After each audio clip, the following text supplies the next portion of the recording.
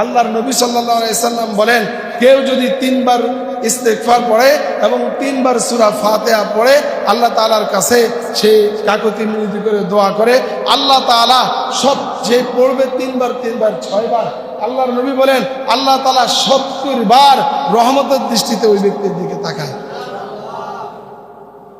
70 বার রহমতের দৃষ্টি আল্লাহ পাক দেন।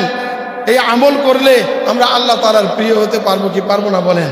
আল্লাহ তাআলা আমল করার তৌফিক দান করেন, বলেন আমিন।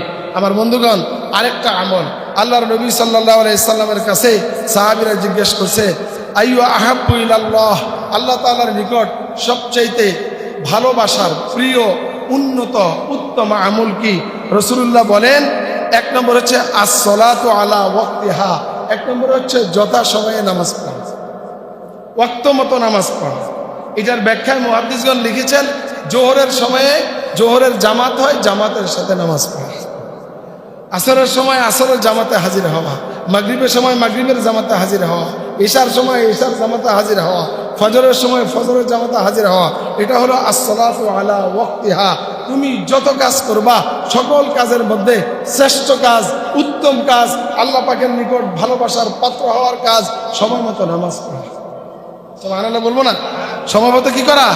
নামাজ পড়া। আল্লাহর নবী সাল্লাল্লাহু আলাইহি সাল্লাম কত সুন্দরভাবে আমলগুলো আমাদের সামনে এনে দিয়েছেন। আমার ভাইয়েরা, সূরা মুমিনুনের ভিতরে আল্লাহ তাআলা বলেন, কাদ আফলাহাল মুমিনুন, অবশ্যই ওই মুমিনরা সফল হয়ে গিয়েছে।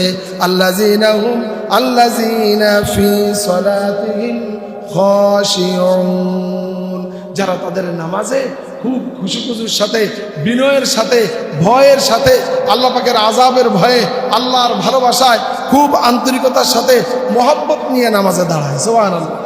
আমরা নামাজে দাঁড়াই, এদিক সেদিক তাকাই, শরীর চুলকাই, জামা ঠিক করি, দাড়ি ঠিক করি, টুপি ঠিক করি, চশমা ঠিক করি, উপরে তাকাই, ডানে তাকাই, বামে তাকাই। আমাদের নামাজের হালত তো এরকম না।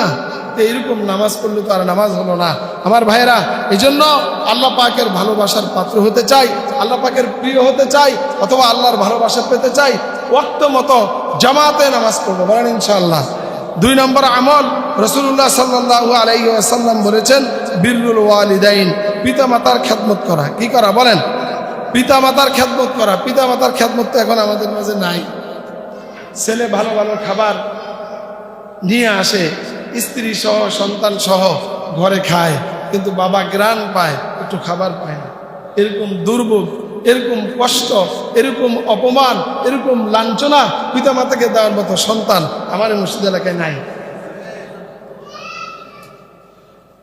কিভাবে বললে বুঝবেন? আল্লাহ তাআলা কত কঠিনভাবে নিষেধ করেছেন।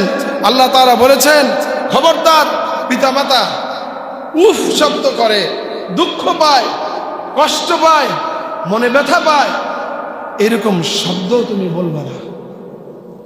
বলবা ধ্বংস হয়ে যাবে।